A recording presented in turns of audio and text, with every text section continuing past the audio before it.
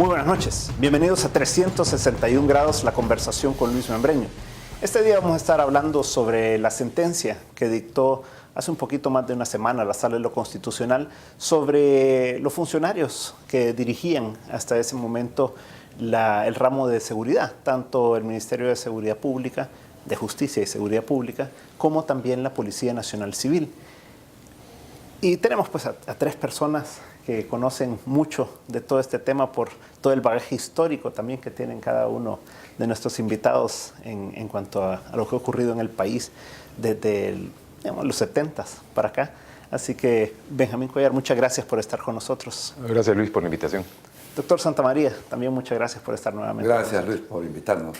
Y Chico, un buen amigo también. Un gran gusto, Luis. Benjamín, si vamos yo diría, remontémonos un poquito a la historia, ¿verdad? Porque en estas cosas hay que enmarcar de dónde venimos, ¿verdad? Y por qué se da esta sentencia y todo. Creo que sería importante el que veamos por qué inicia la guerra, ¿verdad? Porque una de las cosas que siempre me han dicho muchas de las personas que participaron directamente aquí en el programa es que fue por una falta de espacios políticos, ¿verdad? Y por todo el tema de los militares, que hasta entonces pues dominaban gran parte de la política nacional, por no decir casi totalmente, y había habido también un par de fraudes, bueno, bastantes, pero los últimos dos fraudes electorales del 72 y el 77 habían sido importantes, pero tal vez si nota usted su visión de cómo enmarcaría usted todo el tema de la seguridad y de lo que lleva a la guerra y cómo esto desemboca finalmente en unos acuerdos de paz que limitan a los militares en cuanto a su accionar civil y político, ¿no? Bueno, yo creo que El Salvador históricamente ha sido una olla de presión que cuando se cierra la válvula de escape de la olla de presión, obviamente con los ingredientes que tiene y la temperatura, termina estallando. En el siglo pasado, en el siglo XX, hubo dos estallidos, en 1932 y de 1972 en adelante se empezó a calentar más nuevamente esa olla de presión, se cerró la válvula de escape, que para mí era la migración, sobre todo a Honduras en aquel tiempo, ¿verdad? Y el mercado común centroamericano, que permitía de alguna manera un juego económico, ¿verdad? Y algunas oportunidades para el desarrollo de la población. Con la guerra con Honduras, ¿verdad? Que no tenía nada que ver con el fútbol, sino que con otros intereses, esa válvula de escape se cerró. Y los ingredientes que eran pobreza, exclusión, una población, bueno, El Salvador es el país más densamente poblado del territorio continental, por lo menos.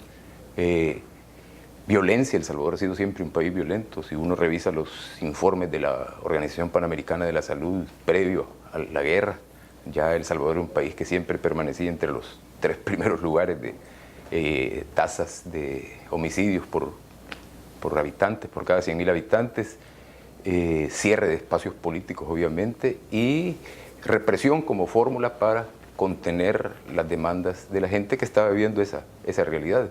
Eso nos lleva al estallido que se da a partir de 1981, de enero de 1981 en adelante, después de que la represión política a través de cuerpos de seguridad militarizados, ¿verdad?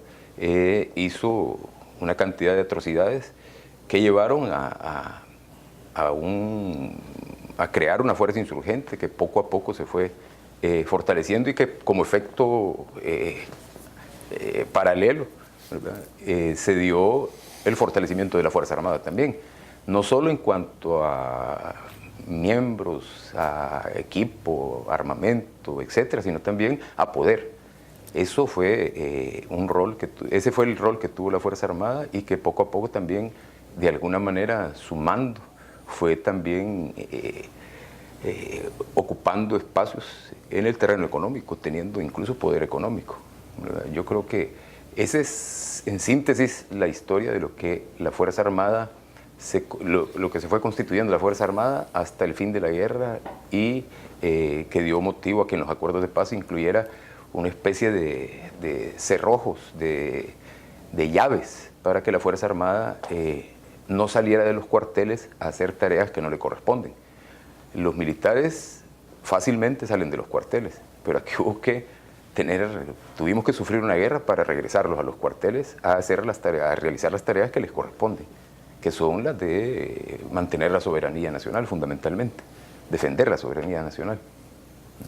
Entonces, Santamaría, ¿coincide usted en esa visión? Yo recuerdo que usted en alguna ocasión nos ha contado toda su experiencia allá por los 60s, 70s, ¿verdad? En la Universidad Nacional y todo. ¿Coincide que eso fue más o menos la visión en lo que llevó a los acuerdos de paz y las limitaciones después hacia el poder militar? Bueno, hay una retrospectiva histórica a la que se refería el licenciado Cuellar en alguna medida, pero yo me sitúo ya en el conflicto como tal y alrededor de ello, pues sí tenemos que, en todo caso, hacer cita o mención de que el punto de fondo en todo esto fue la exclusión política. La exclusión política que al final se rompe en aquel momento de los años 30 y da paso a un predominio del poder militar sobre el poder civil en una, me parece a mí, posición de poderle ceder lo que es el acceso a las Fuerzas Armadas, al escenario político, y desde ahí poder constituir toda una etapa de lo que se debe llamar la militarización del poder político, excluyendo, pues como decía, las otras, llamémosle, iniciativas ciudadanas en el ejercicio de los derechos políticos y civiles, especialmente en el escenario político electoral. Pero se ha hablado siempre, acuérdate Luis, de los factores internos y externos. No solo son internos. El conflicto último lo vivimos con una presencia de lo que fue el conflicto este-oeste, aquí en el país. Y aquellos que abanderaban la idea de un proyecto revolucionario se pasaron precisamente dentro de un apoyo que hubo de todo tipo, político, financiero, militar, de todo lo que era esta corriente expansionista de la Unión Soviética, que como muy bien decía una presidenta de Centroamérica en aquel momento, convirtieron a la región de Centroamérica en un polígono militar. Aquí las grandes potencias vinieron a finalizar el último telón que había de lo que fue la guerra este-oeste, y ese sí es un hecho que se narra incluso en los acuerdos de paz. Hacemos una cita de que al momento en que se inicia un proceso de paz para poder llevar una iniciativa en Naciones Unidas, ¿quiénes son los presentes? El canciller soviético y el secretario de Estado de Estados Unidos, mostrando una evidencia total de que su injerencia en el caso salvadoreño era real. Entonces eso sí me parece a mí que hay que decirlo, porque es parte de la historia, y yo sí creo que la forma de poder buscarle una salida al conflicto armado, que se prolongó más tiempo del que se creyó por aquellos que apostaban a la victoria militar, tanto guerrilla como en algún momento ejército, se encontraron con que no hubo un desenlace militar. Y el conflicto se prolongó, y se prolongó más tiempo del que todo el mundo se imaginaba. Acordémonos que se habló del conflicto de la guerra popular prolongada. Algunos hablaban de que ese había sido un émulo de lo que había ocurrido en Vietnam en otras épocas. Pero lo que sí mostraba que no había, al momento en que se inicia la salida al conflicto armado a través de una solución política negociada, no habían expectativas de una victoria militar para ninguno de los dos bandos. Entonces me parece a mí que se hizo lo correcto, lo indicado, buscarle la solución a ese momento difícil porque atravesaba el país, y se recurrió a lo que yo llamo la fuerza de la razón, para hacer a un lado la fuerza de las armas y darle paso a una etapa que culminó, pues afortunadamente, y con el apoyo de la Divina Providencia, digo yo, en un proceso de acuerdos políticos que nos trajeron la paz en ese momento. Sí creo, y hay que decirlo, que esa etapa de exclusión política la ejerció protagónicamente el estamento militar. Chico, ¿cómo recuerda usted toda esa parte de la historia? Básicamente coincido con los enfoques. Creo que el tema de la sociedad violenta, el tema de que se cierra por ciertos momentos la salida de la presión y termina explotando uno puede ver la historia, cada 50 años hemos tenido una especie como de terremoto social. Eso es un fenómeno que se ha venido dando. También coincido mucho con el doctor Santamaría en el sentido de que hubo un enfoque de Guerra Fría acá, y le agregaría eso que dentro de la Guerra Fría los elementos internos tenían una visión también de acentuar las contradicciones. A mí ahora que estamos viendo cosas, por ejemplo, que Costa Rica tiene Intel y todo el mundo lo menciona como una gran cosa, ¿verdad? Digo yo, pues sí, qué bueno, pero se nos olvida que cuando comenzaba todo este tema de las computadoras, los microprocesadoras, El Salvador era la Costa Rica de esa época.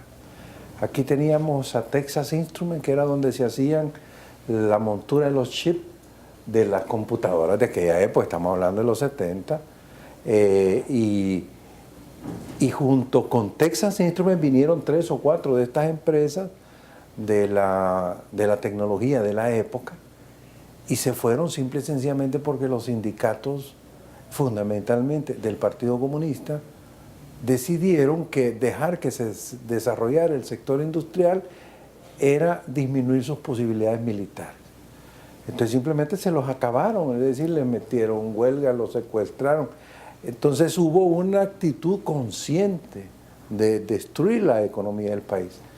Y todo eso tuvo que ver, o sea, todas esas cosas van generando represalias y son cadenas de yo te hago esto, tú me haces esto. Y así es como llegamos a ese fenómeno de la guerra y luego a esa paz que desafortunadamente no fue la paz que todos quisiéramos, porque con el tiempo hemos podido ver que la batalla sigue todavía, solo que ahora cosas que no se resolvieron en los acuerdos de paz se están resolviendo o por vía legislativa o por vía judicial o por otras vías que no suponen el acuerdo de todas las partes que estuvieron en ese conflicto.